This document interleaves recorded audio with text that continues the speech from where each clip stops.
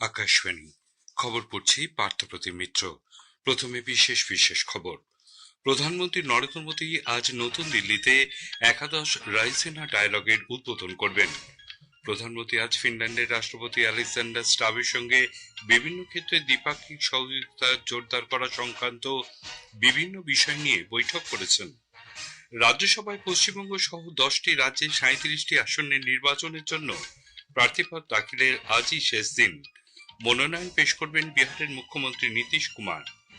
Israel এবং ইরানের মধ্যে যুদ্ধ পরিস্থিতি আরও ঘোরালো হয়ে উঠেছে।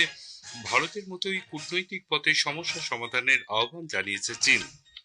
আইসিসি টি-20 ক্রিকেট বিশ্বকাপের দ্বিতীয় সেমিফাইনালে ভারত আজ মুম্বাইতে ইংল্যান্ডের মুখোমুখি হবে। আসছি বিস্তারিত খবরে।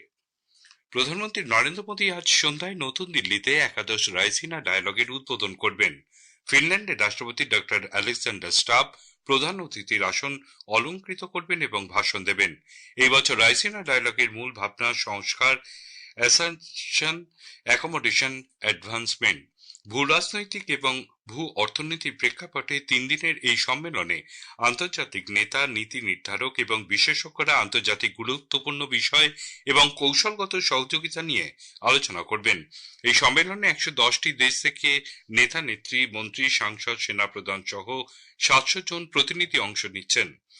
উল্লেখ্য, আন্তর্জাতিক বিভিন্ন বিষয় নিয়ে আলোচনার জন্য 2016 সাল থেকে রাইসিনা ডায়ালগ ভারতের শীর্ষস্থানীয় মঞ্চ হিসেবে স্বীকৃত। বিগত কয়েক বছর ধরেই এই মঞ্চে ভূ রাজনৈতিক সমীকরণের পরিবর্তন, জলবায়ু পরিবর্তন নিয়ে উদ্বেগ, প্রযুক্তিগত রূপান্তর, অর্থনৈতিক স্থিতিস্থাপকতা এবং আন্তর্জাতিক শাসন কাঠামোর ভবিষ্যৎ নিয়ে ব্যাপক আলোচনা হয়েছে। এবছরের সম্মেলনে বেশ কয়েকজন বিশিষ্ট বিদেশি ব্যক্তি অংশগ্রহণ করবে বলে মনে করা হচ্ছে। প্রধানমন্ত্রী নরেন্দ্র মোদী ফিনল্যান্ডের রাষ্ট্রপতি আলেকজান্ডার স্টাবের সঙ্গে বিভিন্ন ক্ষেত্রে দ্বিপাক্ষিক সহযোগিতা জোরদার করার বিষয়ে বৈঠক করেছেন। আলোচনার পর বেশ কয়েকটি সমঝোতা স্মারক বিনিময় হয়। প্রধানমন্ত্রী সফররত বিশিষ্ট ব্যক্তিবর্গের সম্মানে মধ্যাহ্নভোজেরও আয়োজন করা হয়েছে। বিদেশমন্ত্রী ডক্টর এস জয়শঙ্কর আজ সকালে নতুন দিল্লিতে ফিনল্যান্ডের রাষ্ট্রপতি আলেকজান্ডার স্টাবের সঙ্গে সাক্ষাৎ করেছেন। প্রধানমন্ত্রী নরেন্দ্র মোদীর সঙ্গে ফিনল্যান্ডের রাষ্ট্রপতির বার্তালাপ ভারত ফিনল্যান্ড দ্বিপাক্ষিক সম্পর্ককে আরো শক্তিশালী করবে বলে সমাজ মাধ্যমে এক পোস্টে বিদেশমন্ত্রী প্রত্যয় ব্যক্ত করেছেন। রাজ্যসভায় পশ্চিমবঙ্গ সহ 10টি রাজ্যে 37টি আসনের নির্বাচনের জন্য প্রার্থীপদ দাখিলের আজই শেষ দিন। আগামীকাল জমা পড়া মনোনয়নপত্রগুলি পরীক্ষা করে দেখা হবে। 9 মার্চ পর্যন্ত মনোনয়ন প্রত্যাহার করা যাবে। ভোট গ্রহণ 16 মার্চ, সেই দিনই ফলাফল ঘোষণা করা হবে। মহারাষ্ট্রের 7টি, তামিলনাড়ুর 6টি, বিহার এবং পশ্চিমবঙ্গের 5টি, উড়িষ্যার 4টি, অসমের 3টি, তেলেঙ্গানা, ছত্তিশগড়, হরিয়ানা 2টি করে এবং হিমাচল প্রদেশের 1টি আসনে ভোট নেওয়া হবে। পশ্চিমবঙ্গ থেকে বিজেপি রাজ্যসভার প্রার্থী হচ্ছেন দলের প্রাক্তন রাজ্য সভাপতি রাহুল সিনহা। তৃণমূল কংগ্রেসের 4টি আসনের প্রার্থী হয়েছেন সদ্য অবসরপ্রাপ্ত পুলিশ আধিকারিক রাজীব কুমার, সঙ্গীত শিল্পী বাবুল সুপ্রিয়, অভিনেত্রী কোয়েল মল্লিক এবং সুপ্রিম কোর্টের আইনজীবী মেনকা গুরুস্বামী। বিহারের মুখ্যমন্ত্রী নীতিশ কুমার আজ রাজ্যসভায় নির্বাচনের জন্য প্রার্থী পদে মনোনয়ন দাখিল করবেন। সমাজ মাধ্যমের এক বার্তায় তিনি নিজে এই খবর নিশ্চিত করে জানিয়েছেন, রাজ্য বিধানসভা এবং সংসদ 2 জায়গাতেই সদস্য হওয়ায় তার বহুদিনের ইচ্ছা। 2 দশকেরও বেশি সময় ধরে মুখ্যমন্ত্রী হিসেবে তার প্রতি আস্থা রাখার জন্য তিনি বিহারের জনগণের প্রতি কৃতজ্ঞতা ব্যক্ত করেছেন। এদিকে পাটনায় মুখ্যমন্ত্রীর বাসভবনের সামনে জেডিইউ সমর্থকরা নীতিশ কুমারের রাজ্যসভায় প্রার্থী হওয়ার বিরোধিতায় বিক্ষোভ প্রদর্শন করছেন। তাদের দাবি, 2025 সালে বিধানসভা নির্বাচনে নীতিশ কুমারকে সামনে রেখেই জনগণ ভোট দিয়েছেন। তাকে দিল্লি না যাওয়ার আর্জিও জানান রাজ্যবাসী। অপরদিকে এই পরিস্থিতিতে স্বরাষ্ট্রমন্ত্রী অমিত শাহ আজ পাটনা পৌঁছেছেন। তিনি নীতিশ কুমারের মনোনয়ন প্রক্রিয়ায় অংশ নেবেন। রাজ্যসভা নির্বাচনের জন্য কংগ্রেস 6 জন প্রার্থীর তালিকা প্রকাশ করেছে। অভিষেক মনু সিংভি এবং ভীম নরেন্দ্র রেড্ডিকে তেলেঙ্গানা থেকে মনোনীত করা হয়েছে। ছত্তিশগড় থেকে ফুলদেবী নেতাম, হরিয়ানা থেকে করমবীর সিং বৌদ্ধ, হিমাচল প্রদেশ থেকে অনুরাগ শর্মা এবং তামিলনাড়ু থেকে এম ক্রিস্টোফার তিলককে প্রার্থী করা হয়েছে। পাকিস্তান আফগানিস্তানের সংঘাতের প্রভাব ভারতে পড়তে পারে বলে গোয়েন্দা সংস্থাগুলি সতর্ক করে দিয়েছে। এজন্য সীমান্ত এলাকাগুলিতে উচ্চ সতর্কতা জারি করা হয়েছে। সীমান্তগুলিকে অন্তত 1000 থেকে 1500 সন্ত্রাসবাদী জম্মু কাশ্মীর সীমান্ত দিয়ে ভারতে অনুপ্রবেশ করতে পারে বলে ভারতীয় গোয়েন্দা সংস্থাগুলির অনুমান। মাদক নিয়ন্ত্রণ ব্যুরো এনসিবি ভারত মায়ানমার সীমান্ত অঞ্চল থেকে 36 কিলোগ্রাম মেথোপেথামাইন এবং প্রায় 1 কিলোগ্রাম হেরোইন বাজেয়াপ্ত করেছে। বাজেয়াপ্ত করা মাদকের বাজার মূল্য প্রায় 31 কোটি টাকা। এনসিবি সূত্রে জানা গেছে, এক মায়ানমারের নাগরিক সহ 4 ব্যক্তিকে এই ঘটনায় গ্রেপ্তার করা হয়েছে। ভারত জরুরি ভিত্তিতে নাগরিকদের ডিজিটাল অন্তর্ভুক্তির জন্য ডিভাইস এবং পরিষেবা ক্রয় ক্ষমতা নিশ্চিত করার আহ্বান জানিয়েছে। স্পেনের বার্সেলোনায় মোবাইল ওয়ার্ল্ড কংগ্রেস 2026-এ ভাষণ দিতে গিয়ে কেন্দ্রীয় যোগাযোগ মন্ত্রী জ্যোতিরাদিত্য সিন্ধিয়া বলেন, ভারতের বিভিন্ন ডিজিটাল ডিভাইসের অভ্যন্তরীণ উৎপাদন বৃদ্ধির পাশাপাশি মোবাইল ডেটা খরচ 97% কমেছে। 10 years ago, 1 GB of in India would cost $3 a GB.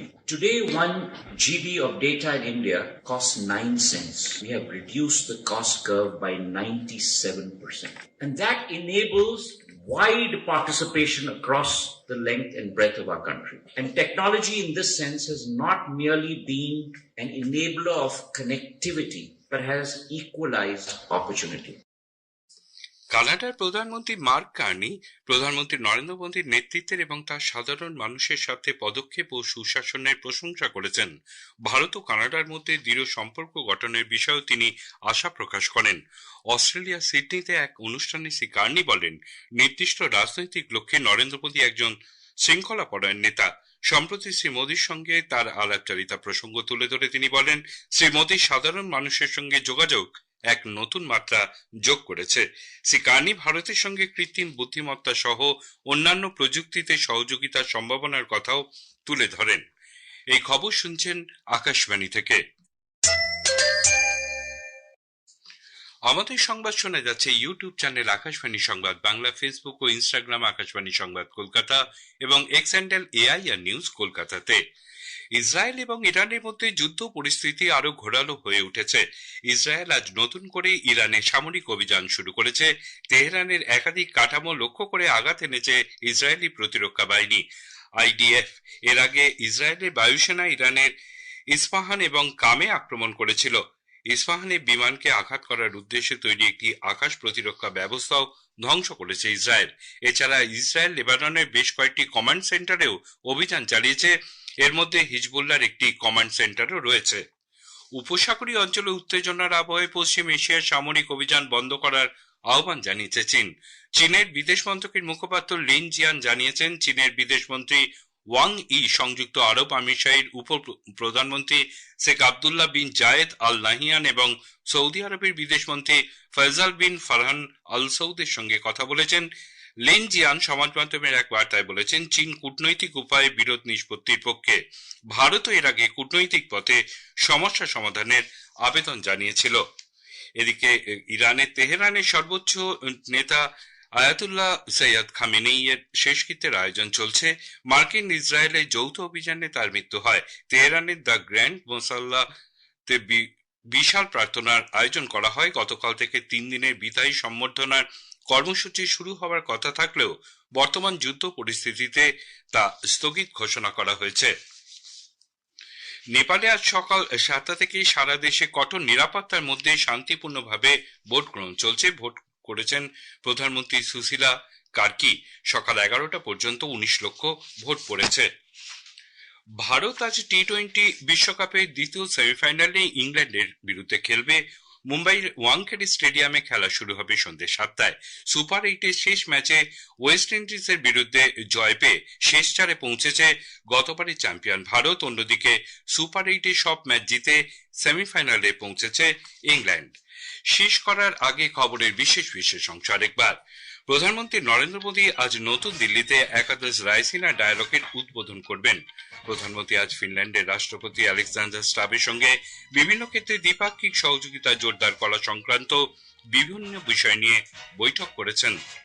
রাজ্যসভায় পশ্চিমবঙ্গ সহ 10টি রাজ্যে 37টি আসনে নির্বাচনের জন্য প্রার্থীপদ দাখিলের আজই শেষ দিন। মনোনয়ন পেশ করবেন বিহারের মুখ্যমন্ত্রী নীতিশ কুমার। খবর এখনকার মতো শেষ হলো। এরপরেই শুনুন স্থানীয় সংবাদ।